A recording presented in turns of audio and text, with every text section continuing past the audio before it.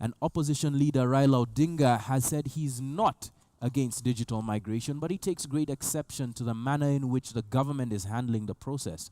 Raila Odinga urged the government to negotiate with the 3 leading media houses on a way to make the transition from analog to digital transmission smooth for all Kenyans. Is some things that trend all over the world. We all agree. But it must be done in an organized fashion. But you do not do it the way it is being done today in order to punish business, to punish innocent wananchi.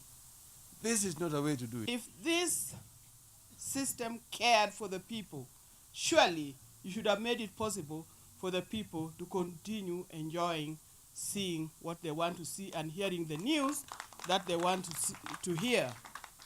Surely government. Is this the government for the rich or is the government for the poor? Wakati ya kupewa kura, mulipewa kura na masikini ama tajiri. So fungua media, wacheni mchezo. Tangu independence mwaka 40 hakuna serikali imefunga media kwa maskini. Why are you closing the media?